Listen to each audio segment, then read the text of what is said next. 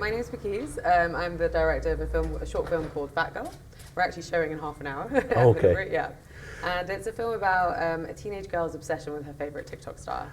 And it leads her down a very dark path of binge eating, DIY cosmetics, and all kinds of horrors. So I watched the trailer. It Okay. scared the hell out of me. Oh, I really? mean, like, oh my God, it scared me in a good way. Okay. Not like I can't go watch this. It's like I've got to watch this, and it's scary as hell. I have a teenage son who I feel is on his phone all the time, and I worry about the teenage brain and what the idea of influencers or celebrities could have on them. So how did this come to you, this story? Yeah, I mean, same kind of theory that you have. So it was the pandemic. I found like we all collectively found ourselves, well, I don't know about Middlebury, but in London, we all found ourselves like bored at home on TikTok. We all kind of gravitated to that. And obviously, I grew up with like Instagram and Facebook, so we had that social media interaction with like influencers. Right. But the way that in TikTok, it was like kind of targeting a new generation of young people, and the way that it just, the algorithm and just the way that they could target you, and you just found yourself obsessed and spending so much time, because it has the most kind of complex algorithm of all the social media platforms. Right. And so as a user, you just find yourself spending hours on that thing. And it began as escapism. You watch these gorgeous girls with their lovely lives, and they're having a coffee, and they're by the pool, and they're showing you their crop tops, and it's just like real escapism. But then slowly I noticed that there was like almost a pattern. They'd always like get followers, they'd become famous, and then they'd start like changing their appearance, and they would always begin with lip filler, always. And then because their followers would like call them out on it, or be like, oh, you've had your lips done, they'd be like, oh, well, you know, I'm being really honest, as long as I'm honest, it's fine. And so they would then begin that process and then normalize it to their young fans, and like the young people would then like think that's, I mean, I think this younger generation, to them, like cosmetic enhancements are completely normal. Right. Whereas for our generation, it was like very rare. We had like Pamela Anderson and a few examples, Right. but it wasn't really common. Right. And I don't want to be like judgmental about it, but I did like, you know, the thing that kind of propelled me to make the film was I had a young cousin who loves Kylie Jenner and is that generation who loves and buys all the merch, all the stuff. Yeah. And she had her lips done quite badly. Wow. And she was at our dinner table and it started bleeding. And that's when we were like, oh my God, like people who can't afford to get the good stuff will go to the cheap technician down the road, will order stuff online. And then I started Googling, and yeah, that brought up a wealth of research of like people who'd like damaged their faces, had big blue lips, injected into like the wrong arteries. You know, there's stories of like Botox drifting. Right. And we just don't know what the harm is. I mean, sorry to keep going on. No. But like, there's this younger generation now, like young 25-year-old, 22-year-old girls who are being told, have preventative Botox. Right. So it's like they're 22 and they're beautiful and they're being told stop the lines from forming, but it's like you don't know how you're going to look when you're 50, and you don't know how that's going to drift. There's like examples of it drifting into people's eyes. Right. So I just think like it's a potential minefield. It's an ongoing horror story. Yeah. I mean, it could be. I mean, I don't want to be completely judgmental. I think it is, you know, there's a line in the film where she's like, it's your life, it's your body, do what you want. And I think like that is true to an extent. Right. But I think you should be cautious in what you do. Well, and adolescent minds aren't fully formed. Exactly. So. Yeah. Your mind doesn't form till you're 25. Right. Right. Tell me about the process of telling this story in the short feature form. You know, knowing the limitations of time, how do you determine, okay, the narrative, you know, the narrative arc, and what notes do you need to hit, and why does it work so well for this? Because it really does seem to work perfectly for this film. Yeah, so I think like a short film is perfect because it kind of lets you explore it without kind of, I mean, firstly, it was like budget limitations. I'm sure we could have done it in a feature form and gone more deep into it. But I think it worked perfectly for like a 15-minute film because you get to see this person and you get to see her interaction. And, you know, I mean, we're quite minimal with our dialogue in the film. So we have a few scenes of her interacting with people, but she's mainly observing. And I guess the short film, the reason why it works for this format is because every short film has to have like a bit of a shocking ending or like a punch. And so I think with this one, we had an obvious punch to give to the audience at the end of the film. Right. And so I think that's why maybe it worked for this subject matter. But also, I guess, it allows you to be a bit more experimental and daring. So with like a feature film, you have to obviously have the 3-part structure and you have to be like follow certain rules. Whereas a short film, you can kind of be a little bit, you know, you can play whatever you want, and as long as it kind of hits at the end, it's fine. So we start off with like almost like a TikTok video, like it's almost like a music video kind of vibe. So you feel like you're watching one thing, and then we switch to another. So yeah. Tell me about the actor in this. Did she get what you were saying right away? Like Stella. of that, yes, Yeah. of that generation. Yeah, so we're just a small independent film. Like we Right. just did this, a bunch of friends who all work in media and film, and we just Right. got together and did it.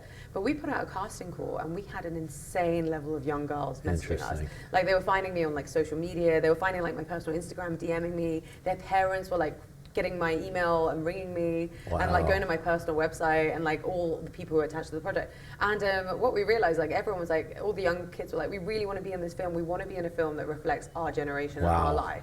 And I guess there aren't many people making films about TikTok and young girls and school and Right. beauty. Do you know what I mean? I think Right. that isn't something maybe the older generation are catching on to. And that's why Stella was great, because we actually auditioned. We had like 300 people apply. We auditioned about 75 girls.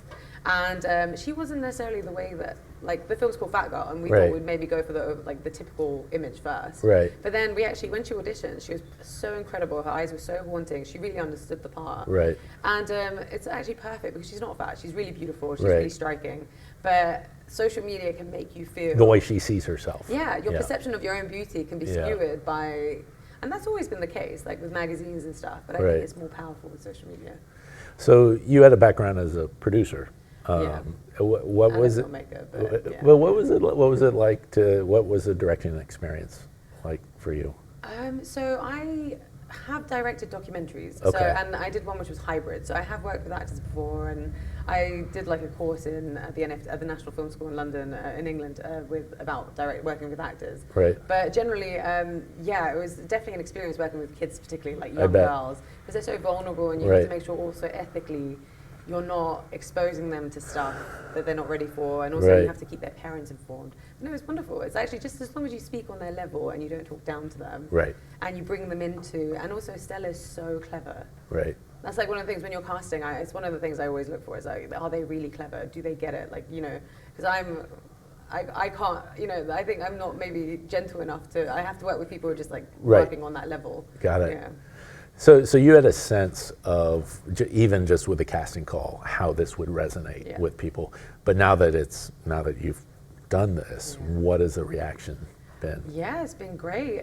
So actually, we've had a better reception in America, actually. Really? Yeah, we've got into quite a few Interesting. American festivals, and we were just in LA, and we had like quite a lot of press write-up, particularly Yeah. on like the horror magazines. And so yeah, I think young people are still gravitating towards it. And We their had a lot of- parents. yeah, their parents. Actually, a lot of parents being like, Yeah. "Oh my god." Yeah, that was my reaction for sure. I have a 17-year-old son, so it was very much. It's like, oh, okay. Do you limit their like interaction with social media out of interest? We try to. One of the interesting aspects of COVID, and it's the difference between limiting social media and limiting the phone time, because there was a period, especially when we were quarantined and things, is like my son's only social interaction was with his phone. And so his mother and I were very cognizant about not wanting to cut that off too and have him be completely isolated. But yeah, I see we'll be sitting down watching, presumably watching something, and I'll notice the phone is flipping through. I was like, no, turn it over, put it somewhere else. If it rings, and it never rings, no, they don't call each other. You can answer it, but not now. Yeah. But it's hard. Yeah, because I think like our generations previously, we had school or whatever, we'd Right. go interact with our friends. Right. But then we'd go home and it would be shut off. Like that's Right. your contact with your friends done for the It day. was done. Yeah, till Yeah. the next day at school. But Exactly. now like you go home and for these new generation, they still have that interaction Ongoing. going on. And so actually that has led to stuff like online bullying, and also like we weren't concerned about makeup or wearing designer brands. We didn't Right. have to care. Right. But like obviously now there's like a huge kind of They're push on very kids. image conscious. Yeah, very Yeah. image conscious. So I do worry about how that will affect them. But So what are you gravitating toward next? What is going to grab your interest next? so I want to make a horror next. You do? Yeah, Okay. yeah. So I'm going as soon as this festival's over. I'm actually going home and then hibernating and just writing. You have it in you. I mean, Yeah, just thank you. just from Thank watching you. this, I think you have it in you. Well, we're actually walking home at Middlebury last night, and even though Middlebury's a gorgeous town, it's like literally Americana perfection. Yeah. But at night it was like very dark. You're the and- second person to Yeah. to say this. Thanks Yes. for a perfect horror. Yeah. It was a little bit like we were like, thank God this town's very liberal and we see like Black Lives Matter signs everywhere. And like, but I was like, if it wasn't, I'd be terrified. Because, like, there's no lights. We were going right to the edge of the town, like Yep. we were staying, and it was like there was no lights at one point. It was just like beautiful stars, but also forests everywhere. For like a Londoner, that's like. Well, maybe you know someone's idea is a horror story set around a film festival in a small town. Yeah, it might be me. That might be the one I make. Yeah, so you were the second person to share that with us, the almost word for word. It's fascinating, and it does. It's a charming little town, but you know when the sun goes down, it's dark. I've lived here 2 decades now, but when I remember moving here from Washington D.C. that first night, it was kind of the absence of sound was deafening, and the darkness. crickets? Yeah, And the crickets? Yeah, and yeah. then the darkness. Yeah. Well, good luck. I cannot. I mean, again, just based on this conversation and what I've seen already, I eagerly anticipate a feature horror film. Thank you. Hopefully, help me back. Good. That would be amazing. Awesome. Well, Thank thank so you. much. Thank you.